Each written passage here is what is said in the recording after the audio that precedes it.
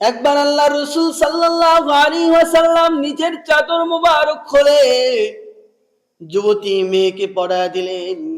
সাহাবারা অবাক হয়ে গেল, কিরে কিরে, আল্লাহ রাসূলের চাদর মোবারক কোন মুশরিক নারী পেল, কিন্তু এটা কি হলো রে? এই দিক দিয়ে আল্লাহ রাসূল বললেন, চুপ করো, থামো। একজন নারী তার শোভা সৌন্দর্য ঢেকে রাখবে, তার রূপ লাবণ্য স্থানে রাখবে, এটা একজন নারীর সম্মান বজায় রাখা, সে মুসলমান হোক বা বেঈমান হোক, সে কাফের হোক চাই মুসলমান হোক, একজন মুসলমানের সম্মান বজায় রাখা, একজন নারীর সম্মান বজায় রাখা আমি নবী সাল্লাল্লাহু আলাইহি ওয়াসাল্লামের জন্য কর্তব্য। ওই মেয়ে, যুবতী মেয়ে আল্লাহ রাসূল সাল্লাল্লাহু আলাইহি ওয়াসাল্লামকে বলে, ওগো আল্লাহর হাবিব, আপনি কি আমাকে চিনেননি? আল্লাহ রাসূল বলে, না, চিনতে পারি নাই। বলে, আমি হলাম হাতেম তাইর মেয়ে।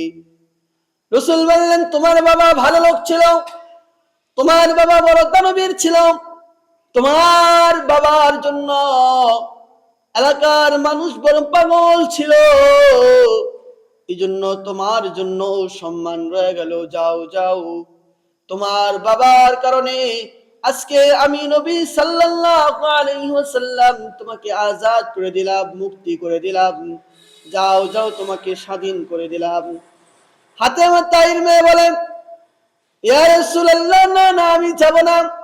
যতক্ষণ না পর্যন্ত আমার বান্ধবীরা মুক্তি পাবে, ততক্ষণ পর্যন্ত আমি এখান থেকে যাব না।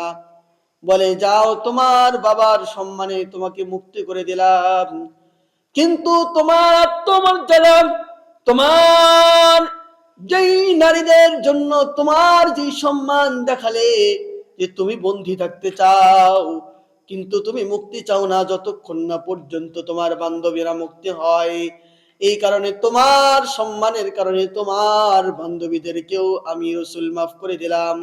যাও যাও, তোমাকেও মুক্ত স্বাধীন বাতাসে ছেড়ে দিলাম, তোমার সঙ্গী সাথী তোমার বান্ধবীদেরকেও ছেড়ে দিলাম।